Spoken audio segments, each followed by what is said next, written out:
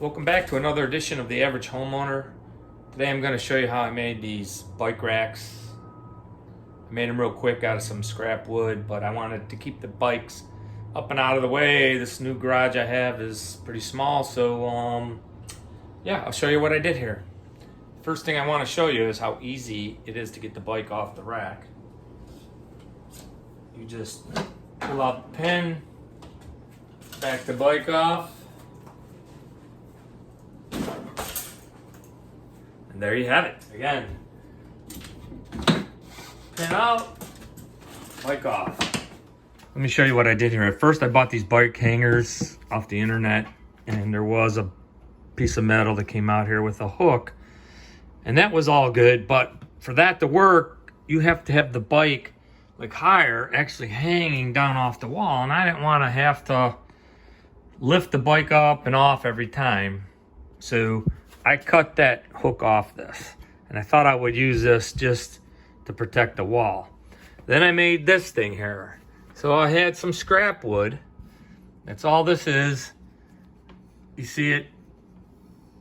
I just figured how deep it needed to be. So basically I got a 4-inch piece of wood by, I don't know what I had there, 3 1/4, and I put a hole in it about, looks like 3 3/8 out from the wall, and then I spaced it with another piece of wood, 2 1/4, and made the other side. This whole thing again is 3 1/4. That's it. 3 pieces of wood, screwed them together, screwed it together, rounded over the edges, drilled a hole in it, countersunk some holes, boom. That's it. So I had some paracord laying around. This is just a little plastic tie strap that you could screw in, and I made a couple knots. I drilled a hole through this, and at first this was all that was. Forget this long yellow rod. That worked out real nice when the bike's in there, but then when 2 bikes were here, it was hard to get this on and off. So this yellow piece is really from a, you can see it right here, fiberglass wire run kit.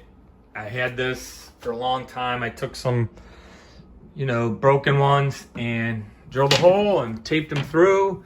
And so now I have this long, as you can see from away, I could put this in and out. Simple. And then I wanted the bike to be way against the wall to give me space. So I took a piece of shelf bracket I had, and then I measured, what is that, 18 inches off the wall, and put a couple screws into the concrete. I had my old cheap sign from my office. I cut that in half, and I just use it. You could see where you don't get the tire in the right spot, and it gets on the wall there.